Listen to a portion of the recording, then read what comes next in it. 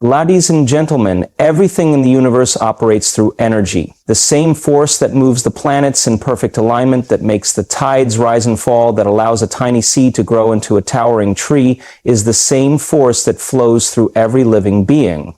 Some people call this force God, others call it the universe, consciousness, or even nature itself. But no matter what name you give it, one thing is undeniable. There is an intelligence, a rhythm, and a structure to life that goes beyond human comprehension.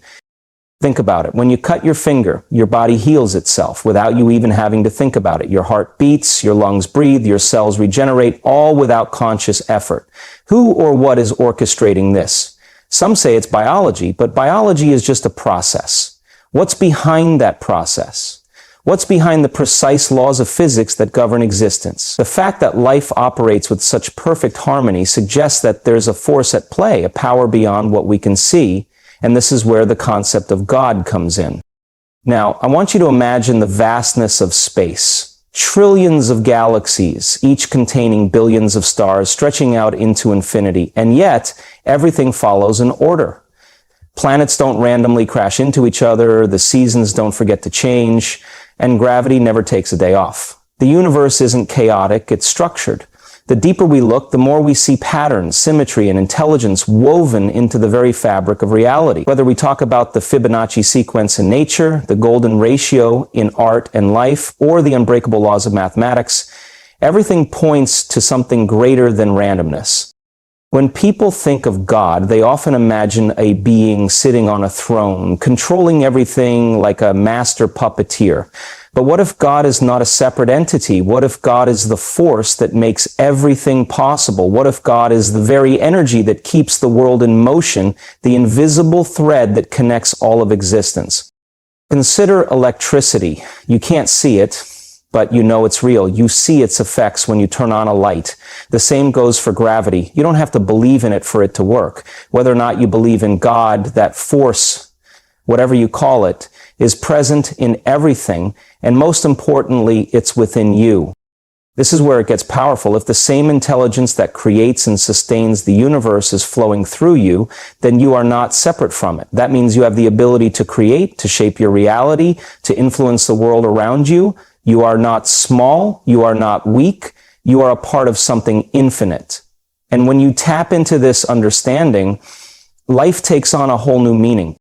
God is not just above us or beyond us, God is within us, around us, and working through us in every moment. The question is, will you recognize it? The way you see God is shaped by your upbringing, experiences, and the beliefs you've absorbed throughout your life. From the moment we are born, we are taught what to believe by our families, our cultures, our religions, and even society as a whole. Some people grow up hearing that God is a loving protector, while others are told that God is a strict judge, watching and waiting for them to make a mistake. Some see God as a personal companion, while others view God as distant, mysterious, or even non-existent. But here's the reality. Our understanding of God is not set in stone. It is shaped by our own perception. And perception is something we have the power to expand. Think about it. Two people can go through the exact same experience, but interpret it in completely different ways. One person might face a challenge, overcome it, and say, "This was God's plan to make me stronger." Another person might go through the same struggle and say, "This proves God doesn't exist." The experience is the same, the interpretation is different, and that interpretation is influenced by the beliefs they already hold. This is why two people can read the same religious text and walk away with opposite conclusions. It's not the words themselves that define their belief in God, it's their perception of those words. This is a powerful realization because it means that God is as big as your belief system allows. If you believe in a small, limited God, one who is confined to specific rules, specific places, and specific people, then that's all you will ever experience.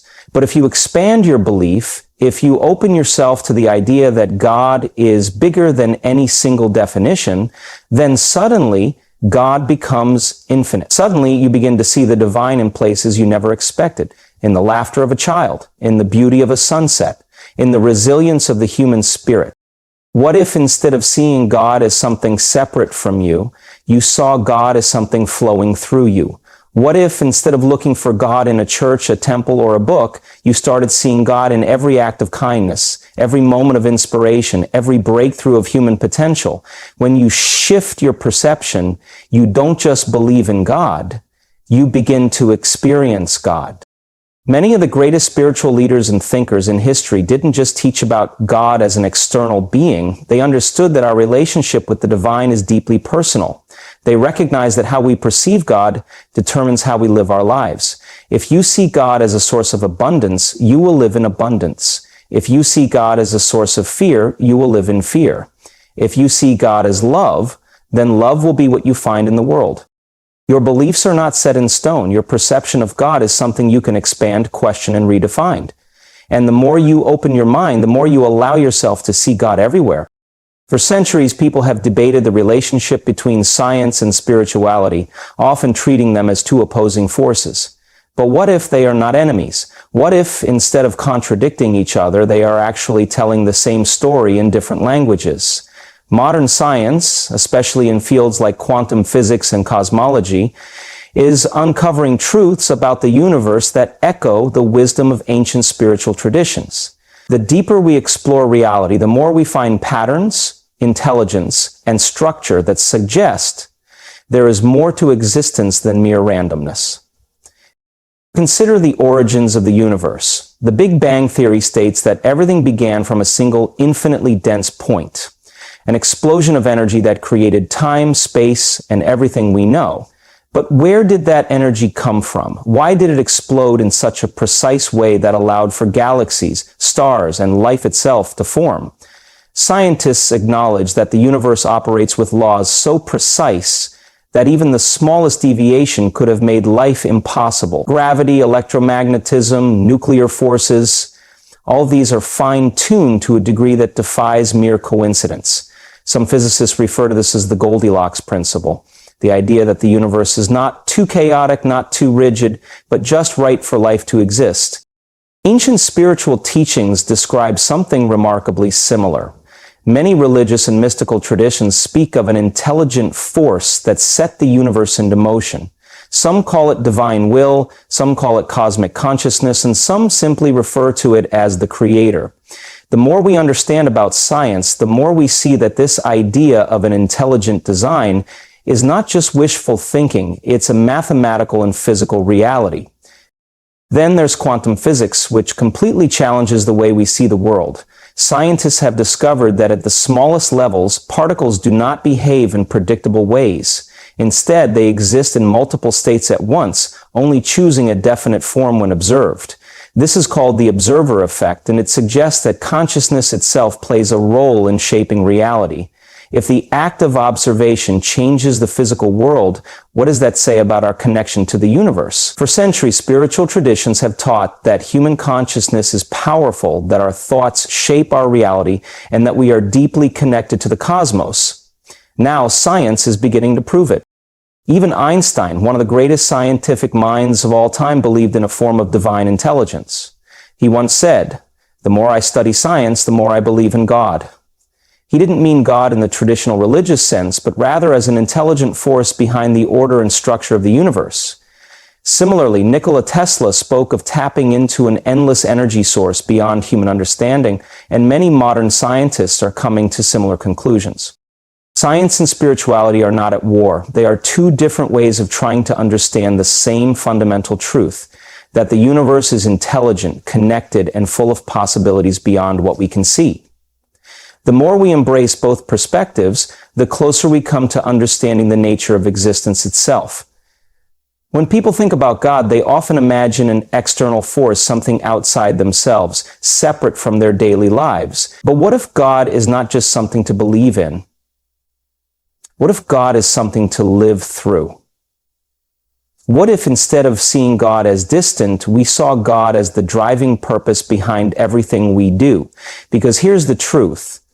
Whether you are religious, spiritual, or even skeptical, the concept of God can be a source of power, direction, and meaning in your life. Every human being is searching for something deeper, something that gives their existence meaning. Some find it in faith, some in service, some in creation, and some in personal growth. But at the core of it all, what we are really searching for is a sense of purpose. And when we live with purpose, we are aligning ourselves with something greater than just survival. We are tapping into the energy that fuels life itself. Think about the people who have changed the world: leaders, innovators, artists, and visionaries. What do they all have in common? A deep sense of mission, a belief that they are serving something bigger than themselves. They may not always call it God, but they are moved by something beyond personal gain. Whether it's Martin Luther King Jr. fighting for justice, Mother Teresa dedicating her life to compassion, or Steve Jobs revolutionizing technology, the force that drives these people is not just ambition, it is a higher calling. The most powerful individuals in history didn't wait for a sign from above to take action, they became the sign. They understood that purpose is not something you sit around and wait for. It is something you create. And when you commit to a purpose greater than yourself, something incredible happens. You unlock a level of energy, motivation, and resilience that ordinary people never experience. Now, here's where it gets even deeper. If God is the force that creates and sustains life, then living with purpose is aligning yourself with that force. Every time you contribute, serve, or create something meaningful, you are engaging in an act of divinity. Every moment you choose growth over comfort, love over fear, or progress over stagnation, you are stepping into a greater version of yourself. And that's where true fulfillment comes from. Not from external rewards, but from the feeling that you are being used by something greater than your own personal desires. Let's take a look at nature. Every single thing in the natural world has a function. The sun provides warmth and light. The rivers flow to nourish the land. Even the smallest insects play a role in maintaining balance. Nothing exists just for the sake of existing. Everything is serving a purpose. So why would human beings be any different? We are not here just to survive, to go through the motions, to wake up, work, eat, sleep, and repeat. We are here to create, contribute, and elevate. But here's where many people get stuck. They think purpose has to be something grand, something world-changing. They think if they're not curing diseases, ending poverty, or building billion-dollar companies, their life doesn't have meaning. But that's not true. Purpose isn't about the size of what you do. It's about the intention behind it. A teacher shaping young minds, a parent raising a child with love, an artist inspiring others through creativity, a worker giving their best effort every day. All of these are acts of purpose. It's not about what you do, it's about how deeply connected you are to why you do it. And this is where God comes in. When you move through life with purpose, when you give your best to something meaningful, you don't just feel fulfilled, you feel connected. You feel like you are part of something larger than yourself. That's why people who serve others, who build, who create, who push themselves beyond their limits often describe feeling a sense of peace, flow, or divine inspiration. They are experiencing what it means to live with alignment with life, with energy, with God.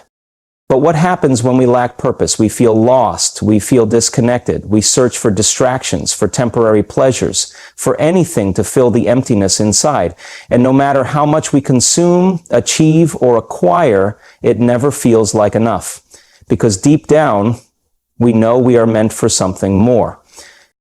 So how do you find that more? How do you tap into your purpose and align yourself with something greater?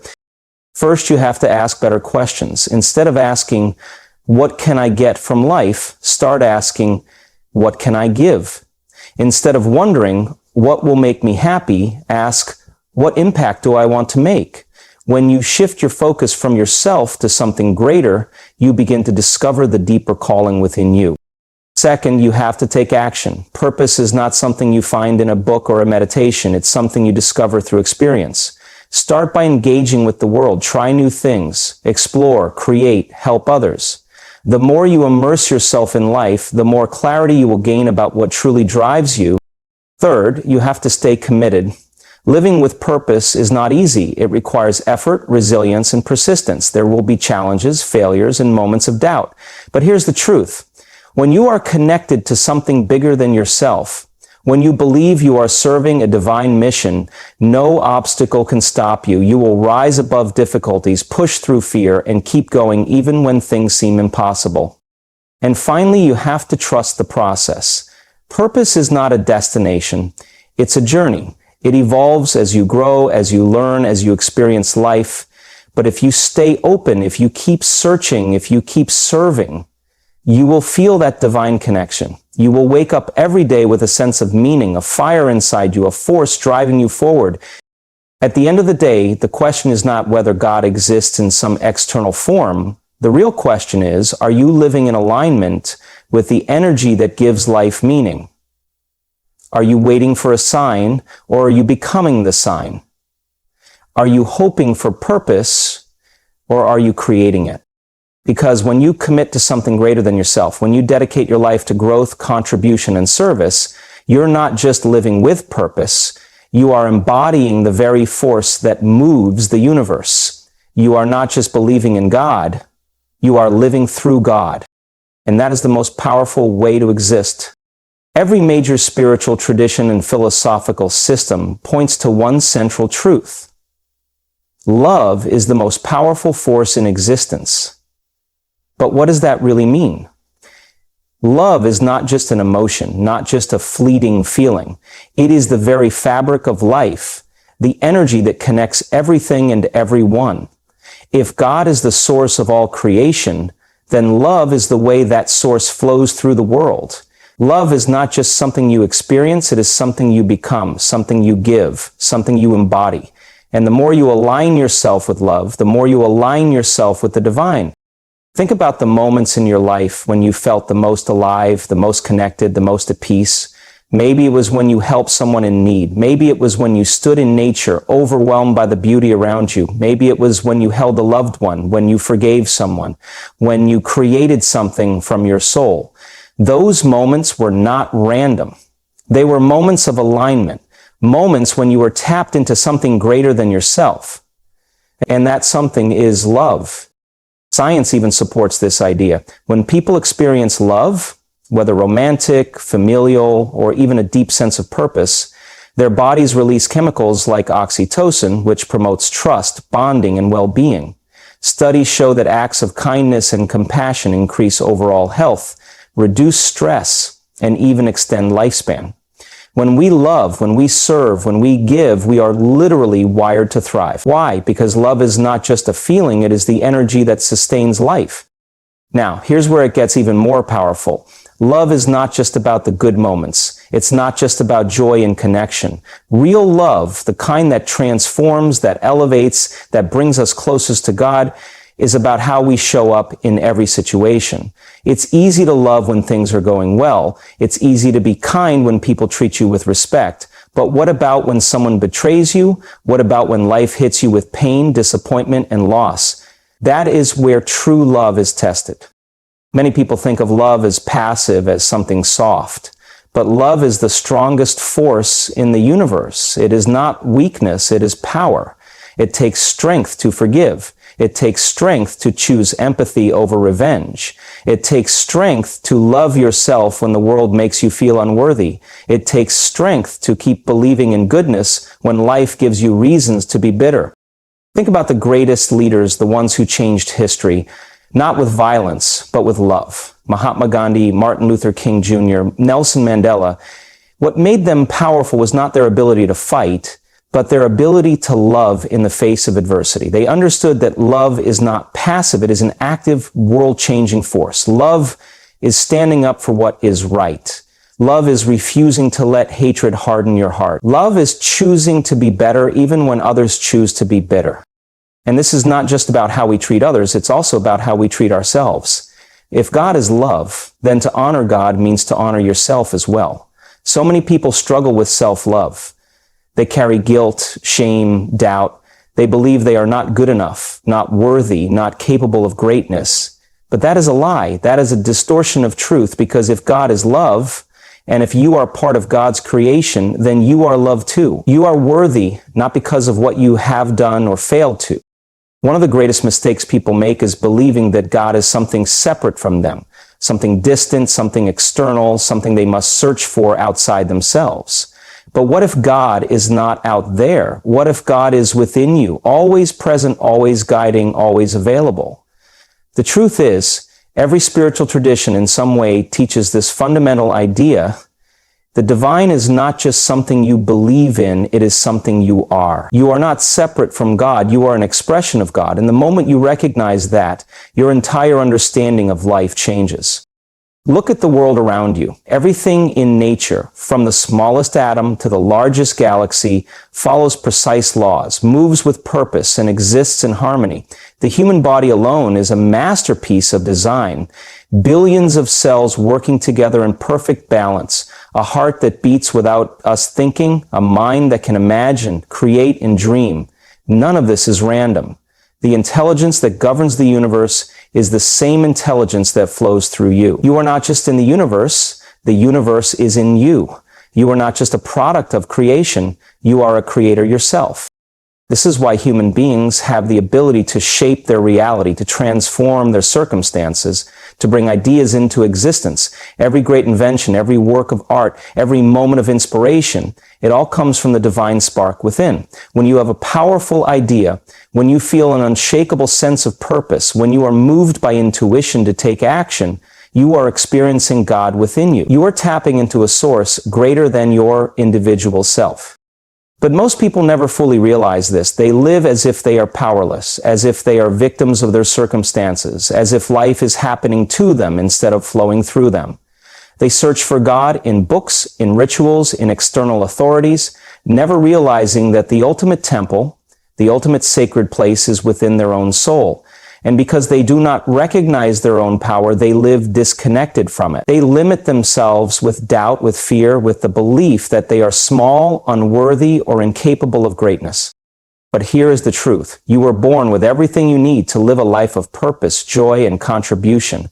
The same divine intelligence that created mountains and oceans exists within you. The same force that fuels the stars fuels your own potential. And when you understand this, when you truly deeply know it, there are no limits to what you can achieve. Think about the moments in your life when you felt most alive. Maybe it was when you overcame a challenge, when you followed a dream despite the odds, when you experienced a deep moment of connection with someone, when you felt an unshakable sense of knowing about what you were meant to do. Those moments were not coincidences. They were glimpses of your true nature. Moments when the divine within you broke through the noise of the world and reminded you of who you really are. So how do you live from this place every day? How do you stop searching outside yourself and start awakening the divine power within you? First, you must quiet the noise.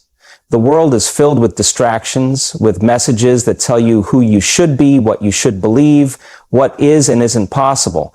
If you constantly listen to external voices, whether it's society, media, or even well-meaning people who impose their own limitations on you, you will never hear your own.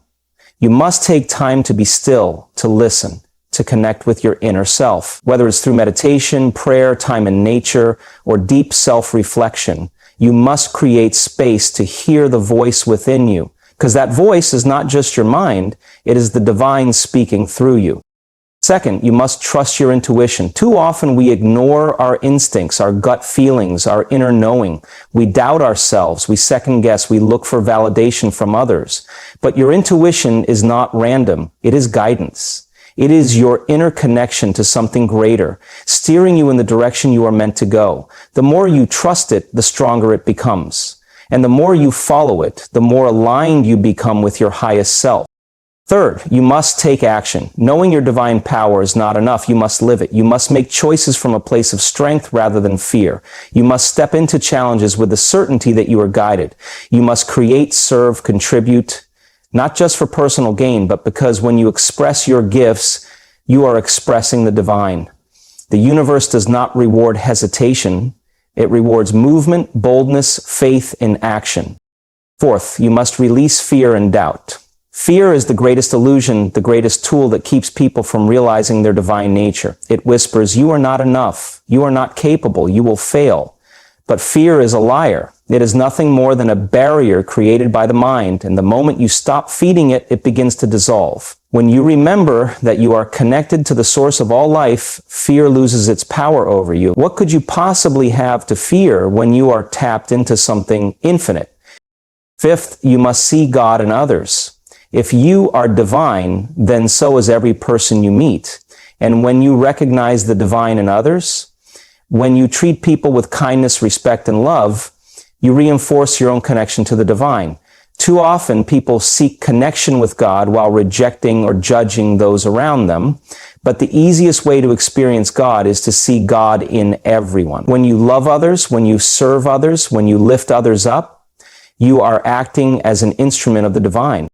Finally, you must live with gratitude. The more grateful you are, the more connected you become. Gratitude shifts your focus from what is missing to what is abundant. It reminds you that every breath, every opportunity, every moment is a gift. And when you live in gratitude, you naturally align yourself with the flow of divine energy. At the end of the day, the question is not whether you are connected to God. You always are. The real question is whether you realize it, whether you live from that truth, whether you embrace your divine power or shrink away from it. The people who change the world, the people who live extraordinary lives, are not necessarily the ones with the most resources, the most talent, or the most opportunities. They are the ones who fully step into their divine nature. They recognize that they are not separate from God. They understand that they are here to create, to serve, to expand, to become the highest version of themselves. And that is your true calling. Not to look for God as something outside of you, but to awaken God within you.